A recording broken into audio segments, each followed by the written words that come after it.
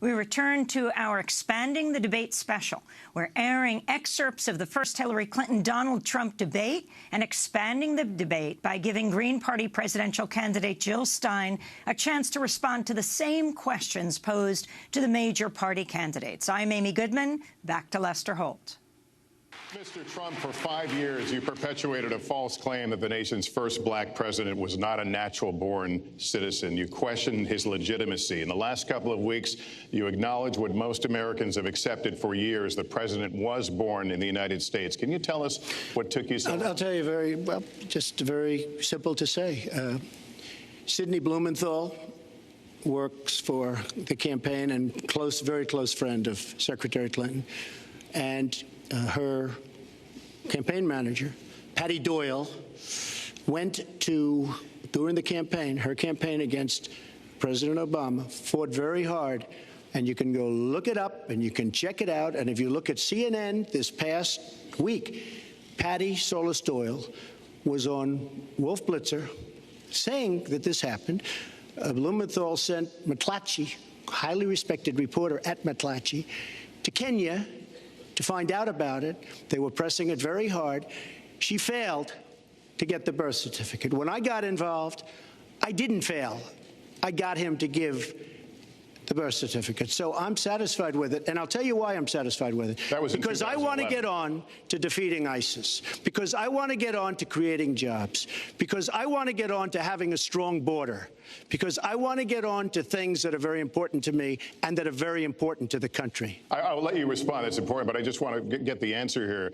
The birth certificate was produced in 2011. You continued to tell the story and question the president's legitimacy in 2012, 13, 14, 15, as recently as January. So the question is, what changed your mind? Well, nobody was pressing it. Nobody was caring much about it.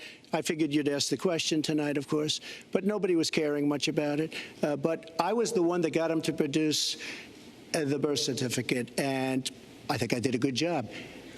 Secretary Clinton also fought it. I mean, you know, now everybody in mainstream is going to say, oh, that's not true. Look, it's true. Sidney Blumenthal sent a reporter. You just have to take a look at CNN last week, the interview with your former campaign manager, and she was involved. But just like she can't bring back jobs, she can't produce. I'm sorry, I'm just going to follow up, and I will let you respond to that because there's a lot there. But we're talking about racial healing in this segment.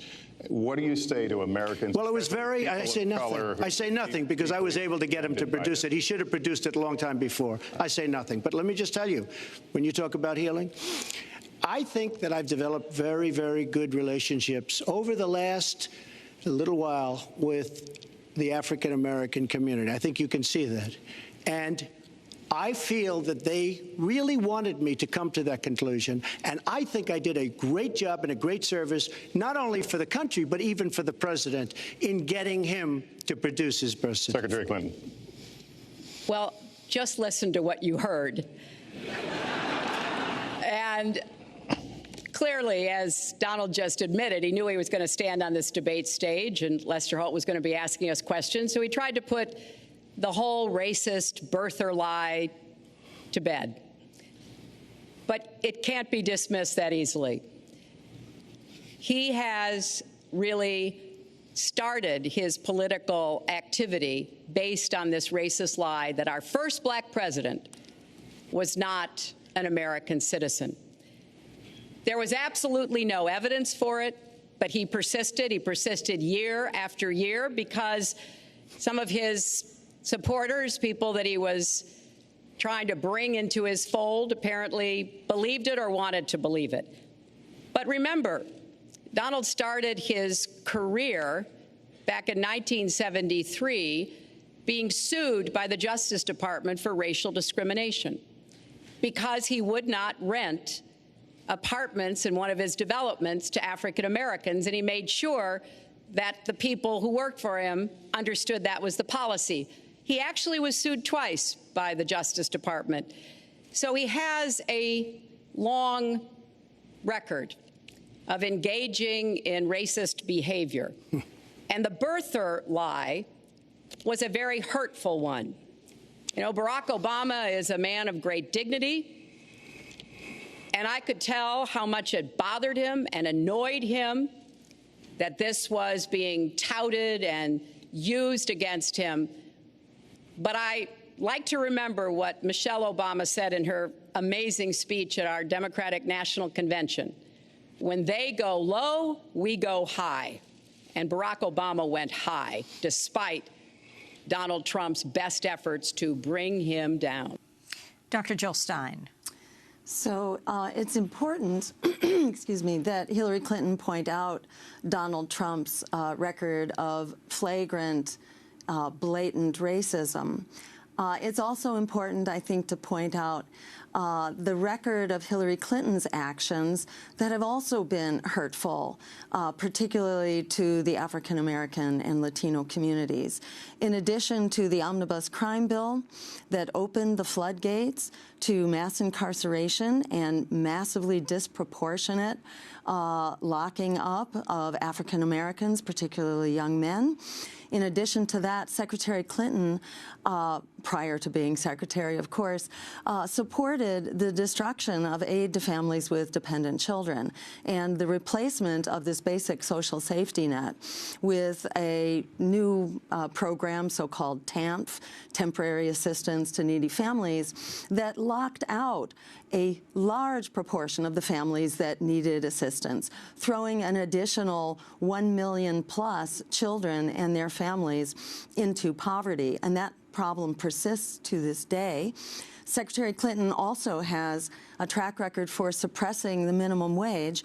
This was in the African-American country of Haiti, where Secretary Clinton led the charge to push down the minimum wage from an abysmal 60 cents an hour down to a mere 40 cents an hour in order to prop up the corporate profits of American corporations that were residing in Haiti.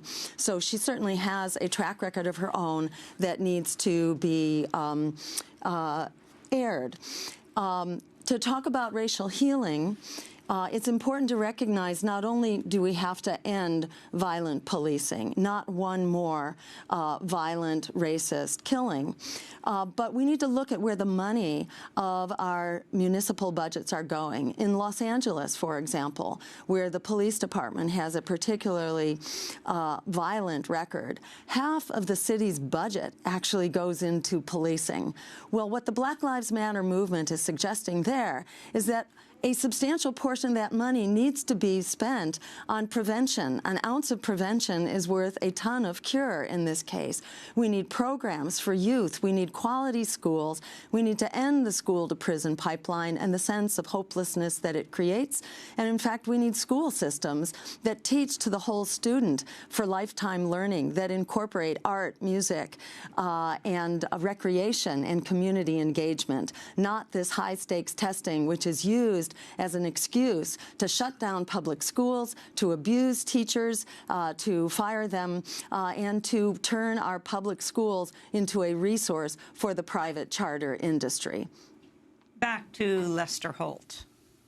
You mentioned ISIS, and we think of ISIS certainly as over there, but there are American citizens who have been inspired to commit acts of terror on American soil. The latest incident, of course, the bombings we just saw in New York and New Jersey, the knife attack at a mall in Minnesota, and the last year, deadly attacks in San Bernardino and Orlando.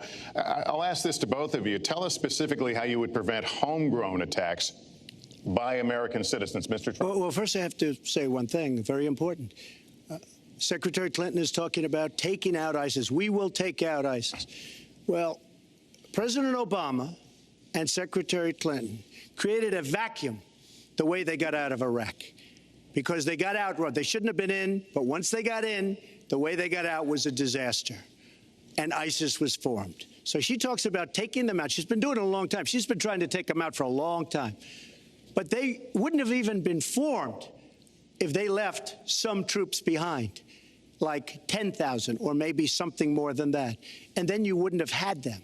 Or, as I've been saying for a long time, and I think you'll agree because I said it to you once, had we taken the oil, and we should have taken the oil, ISIS would not have been able to form either, because the oil was their primary source of income.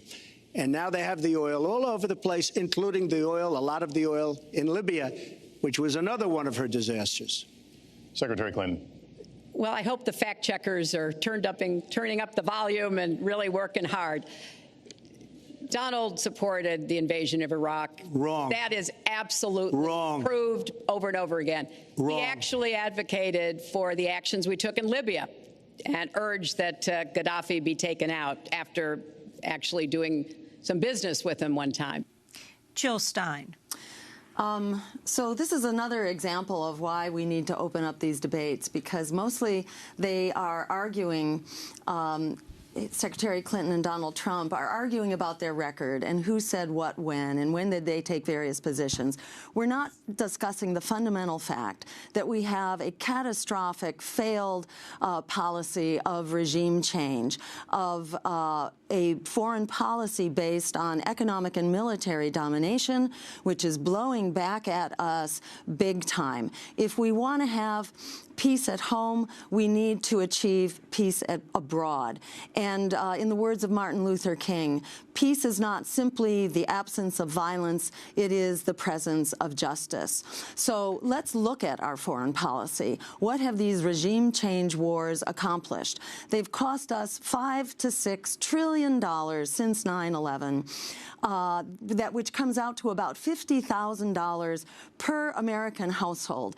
Tens of thousands of U.S. soldiers have been killed and maimed, over 1 million people killed in Iraq alone. And what do we have for all of this? What we have to show are failed states, mass refugee migrations, which are tearing apart the Middle East and Europe, for that matter, and worse terrorist threats. They are not getting better. They only get worse with each turn of the cycle of violence. So we need a new kind of offensive in the Middle East, what we call a peace offensive in the Middle East, and it begins with a weapons embargo. Since we, the United States, are supplying the weapons directly or indirectly to all parties, all combatants on all sides, and we are the major supplier of weapons to the region as well as around the world, it's clear that we have enormous power here to initiate this weapons embargo and to work, in fact, with the Russians to achieve it also, because they, too, are paying a price that they cannot afford for these failed wars. In addition, we need to put a freeze on the bank accounts of those countries, largely our allies, who are continuing to fund terrorist enterprises. Hillary Clinton's own leaked emails as Secretary of State identified the Saudis as still the major funder, even many years after 9/11, still the major funder of terrorist Sunni jihad enterprises. We got this started. We can put it to a stop. And that does it for part one of our Expanding the Debate special. Many stations are running our full 2-hour special. For those that aren't, you can go to democracynow.org.